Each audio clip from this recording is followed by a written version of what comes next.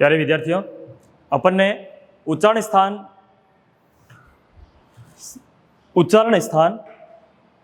को आगे बढ़ाते हुए आज अपन पीछे रहे कुछ उच्चारण स्थानों को पढ़ेंगे। आपको विदित है कि उच्चारण स्थान किसे कहते हैं, उच्चारण स्थान के कितने भेद होते हैं और उच्चारण स्थान से बोले जाने वाले वर्ण कौन कौन से होते हैं, कौन कौन से वर्ण दो उच्चारण स्थानों के साथ बोले जाते हैं और कौन कौन से वर्ण एक उच्चारण स्थान से बोले जाते हैं। तो इससे पहले अपने कंठ, तालु, मूर्धा, दंत और ओष्ठ पहले वाली क्लास में हो चुके हैं। आज अपन छठा उच्चारण स्थान जो कि नासिका,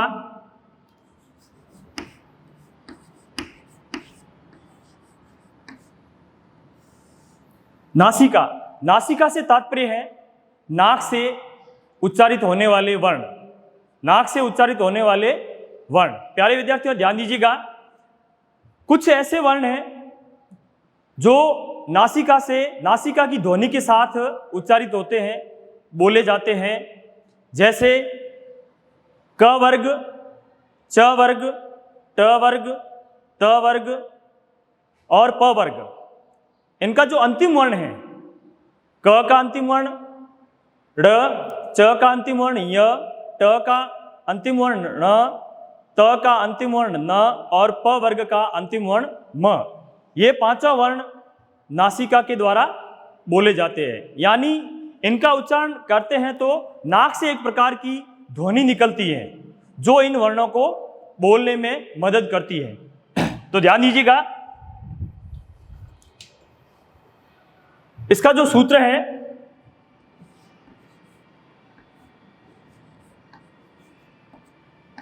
यमणन ना नाम नासिका।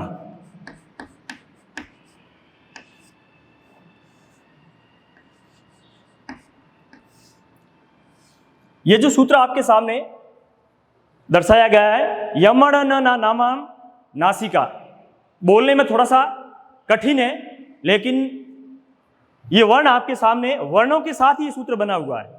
थोड़ा सा उच्चारित करते समय ध्यान देना। अब नासिका से कौन कौन से वर्ण उच्चारित होते हैं ध्यान दीजिएगा। य, च वर्ग का अंतिम वर्ण य,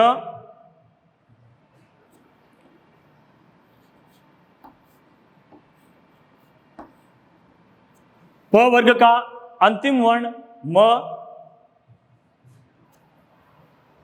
क वर्ग का अंतिम वर्ण ड़,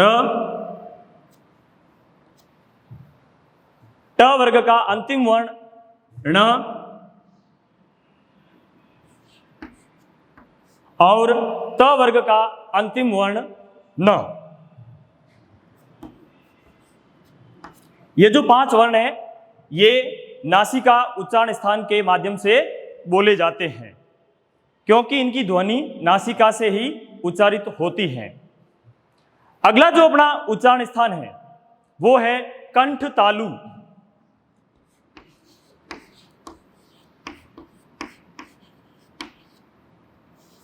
कंठ तालु, प्यारे विद्यार्थियों ध्यान दीजिएगा, कंठ और तालु दोनों ही संयुक्त रूप से हैं और इन संयुक्त रूप कंठ और तालु से कुछ ऐसे वर्ण बोले जाते हैं जो इन दोनों से मिश्रित रूप, जैसे कंठ तालु का जो सूत्र है वो है एदेतो,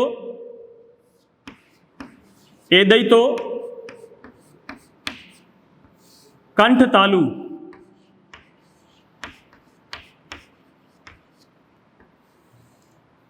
सूत्र जो है एदैतो कंठ तालु, कंठ और तालु से उच्चारित होने वाले वर्ण कौन कौन से हैं ध्यान दीजिएगा प्यारे विद्यार्थियों। ए और आई। ध्यान दीजिए प्यारे विद्यार्थियों, कंठ तालु से उच्चारित होने वाले वर्ण ए और आई। अब ध्यान दीजिए, ये कंठ और तालु से उच्चारित होने वाले ए और आई संयुक्त या मिश्रित उच्चारण स्थान से क्यों बोले जाते हैं। ध्यान दीजिए, ये जो ए वर्ण है,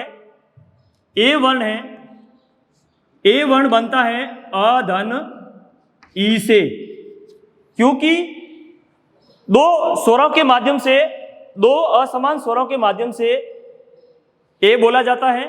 तो इसलिए ध्यान दीजिए प्यारे विद्यार्थियों, ये जो अ है इसका जो उच्चारण स्थान है वो कंठ होता है। अ का उच्चारण स्थान कंठ होता है। इसके साथ में ई का जो उच्चारण स्थान होता है वो तालु होता है। क्या होता है? तालु।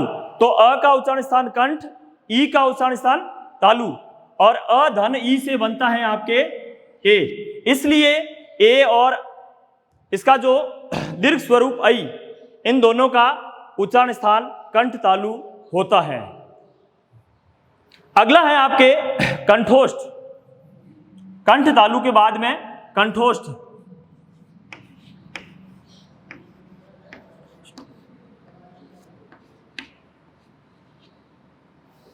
कंठोष्ठ, ध्यान दीजिए प्यारे विद्यार्थियों, ये भी कंठ और ओष्ठ दोनों मिश्रित रूप से उच्चारण स्थान है। इसके द्वारा भी कुछ ऐसे वर्ण जो कंठ और ओष्ठ दोनों से मिश्रित रूप से बोले जाते हैं। अब कंठ और ओष्ठ के लिए भी एक सूत्र है, ध्यान दीजिए प्यारे विद्यार्थियों। ओदोतो, ओ दौतो, ओदौतो कंठोष्ठम,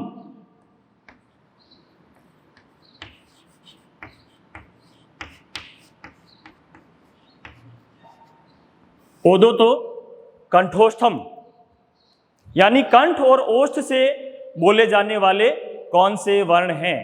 कंठ और ओष्ठ से बोले जाने वाले कौन कौन से वर्ण हैं? ओ,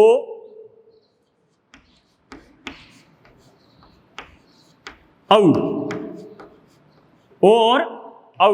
ध्यान दीजिए प्यारे विद्यार्थियों, ओ और औ ये दोनों कंठ और ओष्ठ से बोले जाने वाले वर्ण हैं। जिस तरह से कंठ तालु से ए और आई बोले जाते थे, उसी तरह से कंठ और ओष्ठ से ओ और औ बोले जाते हैं। ध्यान दीजिए, ओ,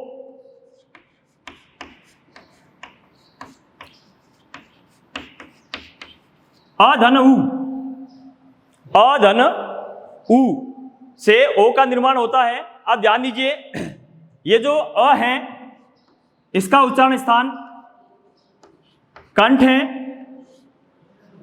उ का स्थान उच्चारण स्थान ओष्ठ है, इसलिए ओ का उच्चारण स्थान हो गया कंठ और ओष्ठ। ध्यान दीजिए प्यारे विद्यार्थियों, कंठोष्ठ से बोले जाने वाले वर्ण ओ और औ जो संयुक्त रूप से उच्चारित होते हैं कंठ और ओष्ठ से, उसका कारण ये आपके सामने मैंने आपको बता दिया है। इस कारण से इन दोनों वर्णों को कंठ और ओष्ठ के साथ साथ बोला जाता है।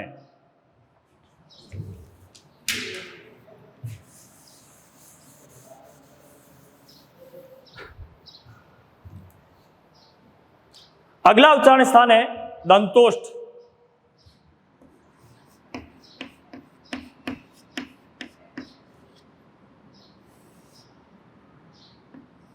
दंतोष्ठ यह भी संयुक्त रूप से बोला जाता है दंत ओष्ठ, यानी दंत और ओष्ठ से बोले जाने वाला वर्ण।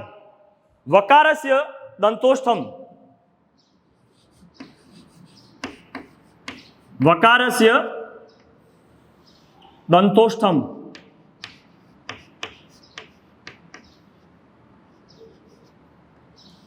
वकारस्य दंतोष्ठम। दंत और ओष्ठ से बोले जाने वाला वर्ण केवल व, ध्यान दीजिए प्यारे विद्यार्थियों, केवल व वर्ण है वो दंतोष्ठ से बोले जाने वाला वर्ण है। जब अपन व का उच्चारण स्थान या उसको बोलते हैं तो दंत और ओष्ठ संयुक्त रूप से उसको उच्चारित करने में मदद करते हैं। ध्यान दीजिए प्यारे विद्यार्थियों, तो दंतोष्ठ का सूत्र है वकारस्य दंतोष्ठम, यानी दंत और ओष्ठ से संयुक्त रूप से बोले जाने वाला वर्ण व। अगला अपना उच्चारण स्थान है, ध्यान दीजिए प्यारे विद्यार्थियों, जीवा मूल।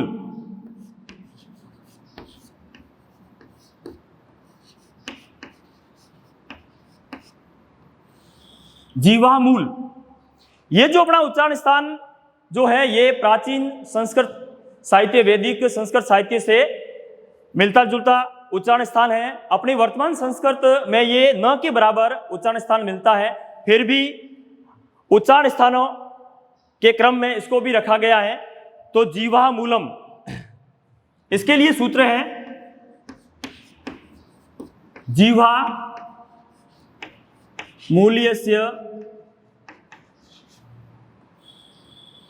जीवामूल्यस्य जीवामूलम, जीवामूल्यस्य जीवामूलम।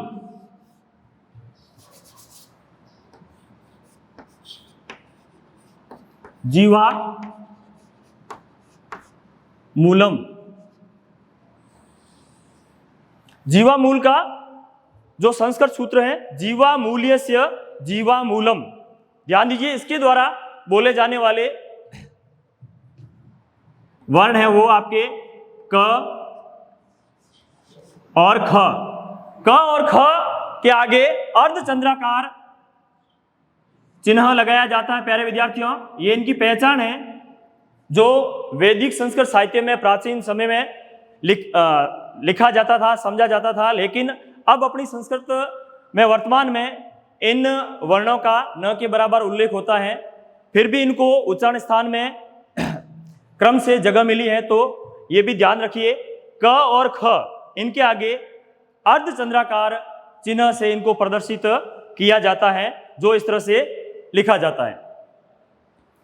अगला उच्चारण स्थान है आपके प्यारे विद्यार्थियों, ध्यान दीजिए,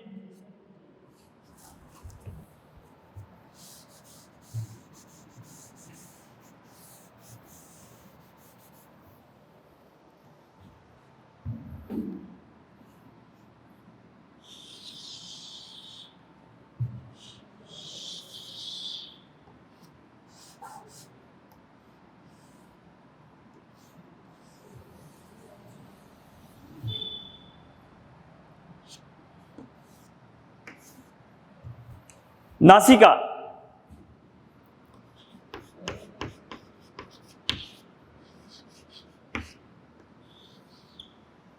नासिका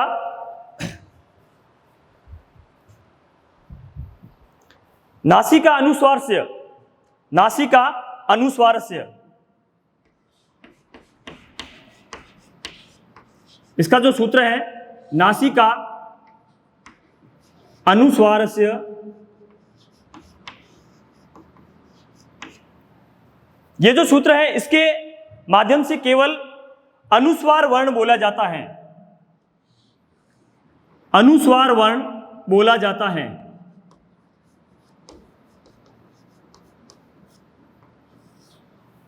नासिका, नासिका अनुस्वारस्य सूत्र के माध्यम से प्यारे विद्यार्थियों केवल अनुस्वार बोला जाता है।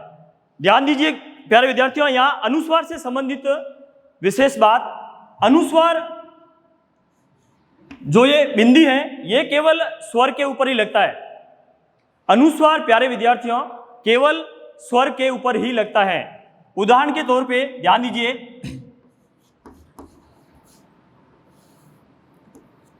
रामम, ध्यान दीजिए प्यारे विद्यार्थियों, रामम, जैसे र धन आ की मात्रा, धन आ की मात्रा को आप आ से ही दिखा सकते हो, प्रदर्शित कर सकते हो।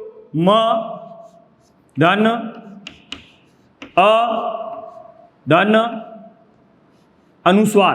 प्यारे विद्यार्थियों ध्यान दीजिए, र आ की मात्रा, म अ की मात्रा, और इसके बाद में जो ये अनुस्वार है ये आपके अनुस्वार अ के ऊपर प्रदर्शित होता है।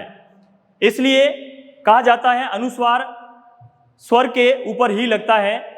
इसी तरह आपको विसर्ग के बारे में भी बताया था, विसर्ग के बारे में भी बताया था कि विसर्ग भी हमेशा स्वर के पीछे ही लगता है, विसर्ग भी स्वर के पीछे ही लगता है। उदाहरण के तौर पे जैसे शब्द है या संस्कृत में इसे पद भी कहते हैं, रामः, रामः, देखने में तो अपने को लगता है कि उच्चारण है वो म के बाद में लगी हुई है। प्यारे विद्यार्थियों ऐसा नहीं है, ध्यान दीजिएगा, इसका अपन इसके टुकड़े करेंगे, इसका विग्रह करेंगे तो र धन आ की मात्रा, या इसको अपन आ की मात्रा से भी लिख सकते हैं, दर्शा सकते हैं, लेकिन अपन समझने के लिहाज से आ ही लिखेंगे। आ धन म धन अ धन विसर्ग। ध्यान दीजिए प्यारे विद्यार्थियों, र आ धन म धन अ धन विसर्ग। यहां आपको विसर्ग म के बाद में दिखाई दे रहा है, लेकिन जब इसके टुकड़े कर रहे हैं तो ये जो विसर्ग है वो किसके पीछे दिखाई दे रहा है प्यारे विद्यार्थियों? ये स्वर के पीछे या स्वर के बाद में दिखाई दे रहा है। तो इस तरह से अनुस्वार और विसर्ग, अनुस्वार हमेशा स्वर के ऊपर और विसर्ग हमेशा स्वर के बाद में लगता है।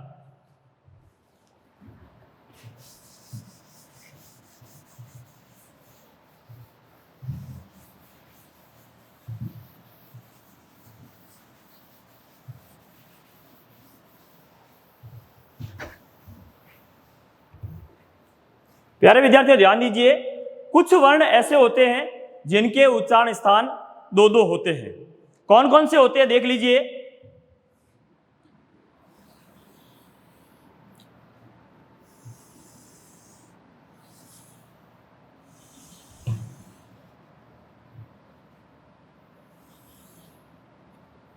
ध्यान दीजिए, सबसे पहले क वर्ग का अंतिम वर्ण ड़, उसके बाद में च वर्ग का अंतिम वर्ण य,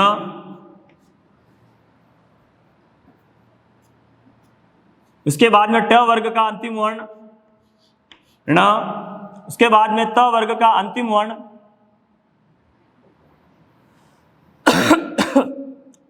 ड़, य, ण, और त वर्ग का अंतिम वर्ण न, और प वर्ग का अंतिम वर्ण म।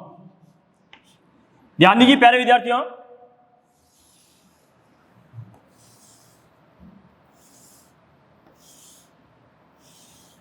ये जो क वर्ग का अंतिम वर्ण ड़ है, इसको दो तरह से बोला जाता है। एक तो ये अपने वर्ग में, अपने वर्ग के साथ बोला जाता है।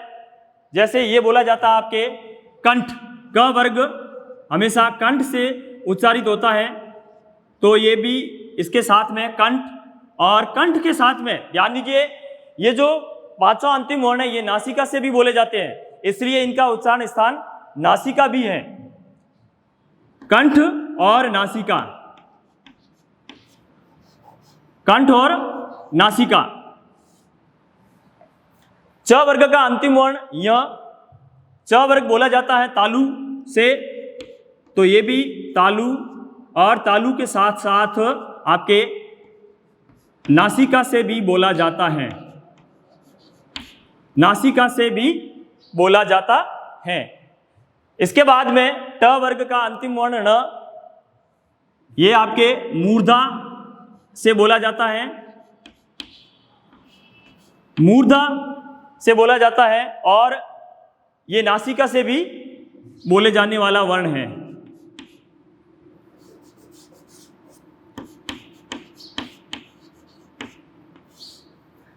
अगला वर्ण है न, ये त वर्ग के अंतर्गत आता है, इसका पांचवा वर्ण है। त वर्ग हमेशा दंत से बोले जाने वाला वर्ण है, इसलिए इसका उच्चारण भी अपने वर्ग के साथ में दंत माना जाता है, और इसके साथ साथ नासिका से भी बोला जाता है, इसलिए इसको नासिका उच्चारण स्थान के साथ भी माना जाता है।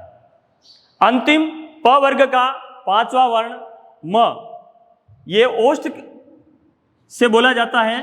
प वर्ग हमेशा ओष्ठ से बोला जाता है, इसलिए इसका उच्चारण स्थान भी ओष्ठ है। इसके साथ साथ ये भी नासिका से बोला जाता है, इसलिए इसको नासिके वर्ण कहते हैं।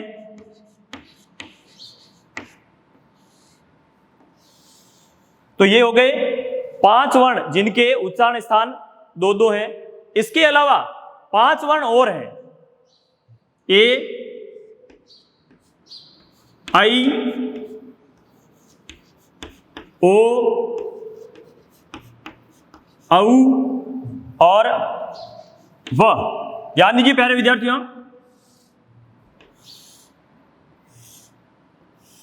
ए का उच्चारण स्थान, ध्यान दीजिए, ए का उच्चारण स्थान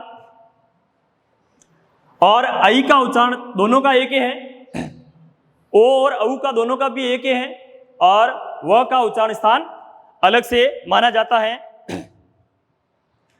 तो ये है आपके कंठ तालु से बोले जाने वाला वर्ण, कंठ और तालु से बोले जाने वाला वर्ण। आपको पहले बताया था कंठ और तालु से क्यों बोला जाता है, क्योंकि अ धन ई से ए का निर्माण होता है। अ बोला जाता है कंठ से और ई बोला जाता है तालु से, इसलिए दोनों को मिलाते हैं तो कंठ और तालु हो जाता है। तो इसलिए ए कंठ और तालु से, आई भी कंठ और तालु से, कंठ और तालु से। इसी के साथ में ओ और औ, ओ और औ ये भी दोनों संयुक्त रूप से बोले जाते हैं।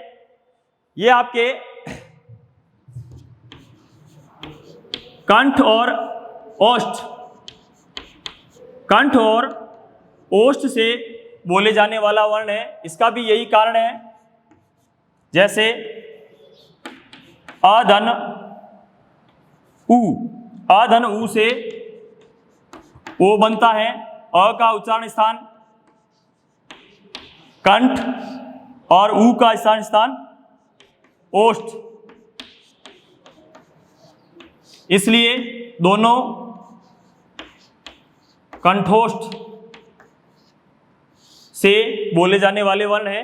तो आपके कंठ और ओष्ठ, कंठ और ओष्ठ से औ बोला जाता है। अब अंतिम वर्ण है आपके व, जो दंत और ओष्ठ के माध्यम से बोला जाता है, दंतोष्ठ, इसलिए इसका उच्चारण स्थान है दंतोष्ठ। ध्यान दीजिए प्यारे विद्यार्थियों, तो ये थे आपके 10 ऐसे वर्ण, 10 वर्ण ऐसे होते हैं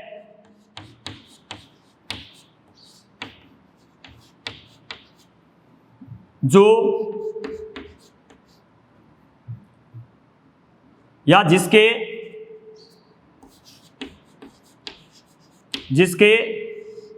उच्चारण स्थान, जिसके उच्चारण स्थान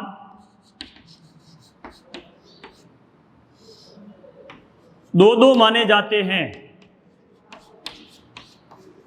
दो माने जाते हैं। तो इसलिए इन 10 वर्णों के उच्चारण स्थान दो, इसका कारण आपको मैंने बता दिया है कि इसका क्या कारण है बोलने का, इसलिए इनको संयुक्त उच्चारित स्थान क्यों कहा जाता है। तो इसका आपके सामने ये जो तालिका बनी हुई है इसमें दर्शाया गया है कि इनको इस तरह से दो उच्चारण स्थानों के साथ बोला जाता है।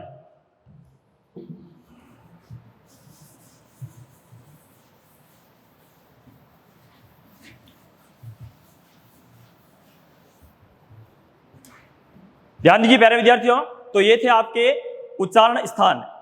एक बार पुनः मैं आपको कौन कौन से उच्चारण स्थान थे उसका एक बार बता देता हूं।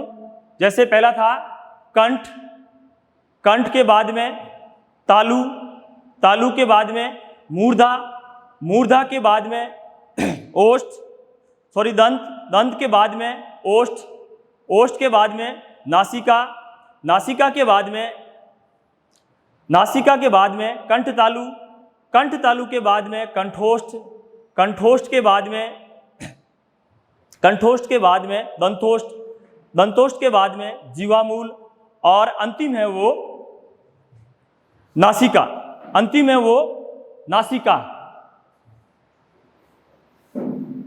Thank you.